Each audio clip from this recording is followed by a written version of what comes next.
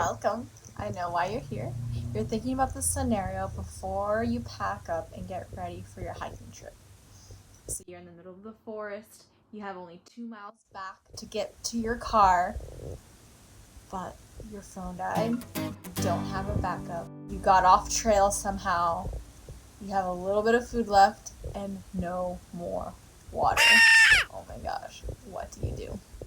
So first things first, today we're going to be talking about how to purify your water. Let's get started.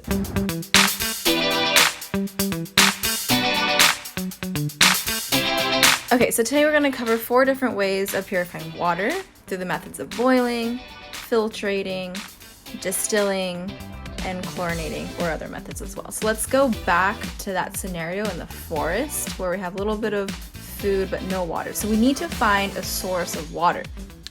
You're hiking along, you're that rock. Yay, you found a source of water. Congratulations, you're not going to die yet. So with boiling, you have a couple different options. If you happen to have a jet boil or a stove on you, of course you can use those to boil water. If not, then you have to build a fire, and then you have to have some kind of container that will be able to withhold the heat of your fire. According to the EPA, you need to boil your water for at least 1 minute, or if you're above 6,500 feet, for at least 3 minutes in order to kill any pathogens that may harm you.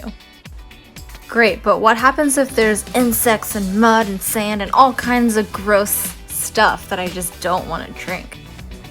Great question. In that case, you're going to want to filtrate your water. Let me show you how.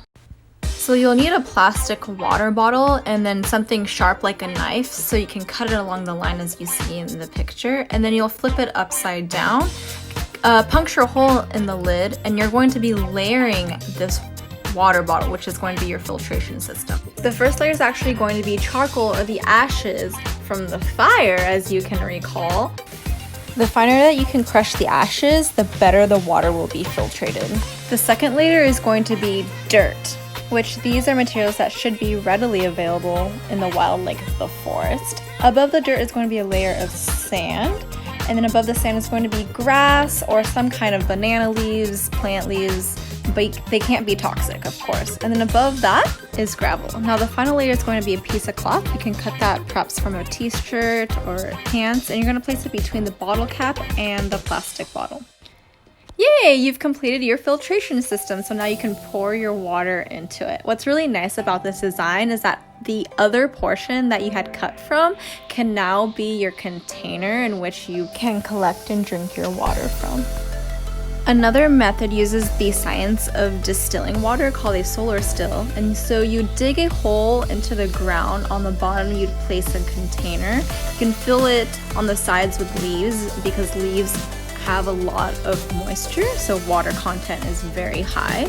And then you're going to place like a plastic film or a tarp on top. Make sure you stake it on both sides, and then place your rock in the center of the plastic. And so the idea is that the energy from the sun is going to evaporate any water droplets, which will then be trapped and collected underneath the plastic film.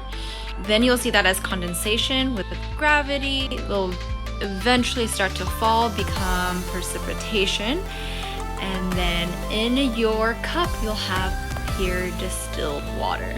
And finally, the fourth method is using the chemical chlorine dioxide, also known as household bleach, an incredibly effective method and the most common way that water treatment facilities use, which means that your tap water has probably been chlorinated for you to be able to drink it safely.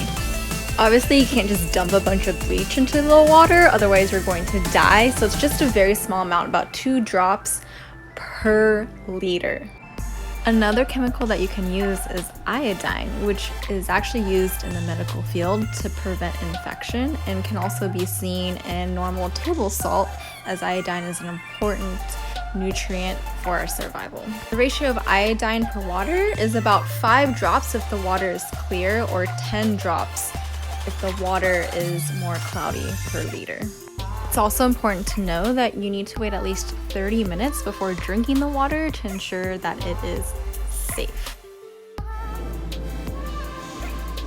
Before hiking or engaging in some kind of outdoor activity, it's a very smart idea to go to a retailer that can be online like Amazon or an outdoor retailer like REI and purchase some kind of a water purification product. You can get iodine tablets, chlorine dioxide tablets, you can get a life straw, a water pump, even a UV light, which we haven't discussed that technology yet, but do your own research and find something that fits within your personal budget. At the end of the day, remember that all these purification products use one or a combination of the 4 methods that we already discussed, aside from the UV light. Although not every detail was included in this video, I hope you're able to take away something. And of course, just be smart, be prepared, have so much fun, get back to your car safely so you can wake up the next day and do it all over again. Cheers.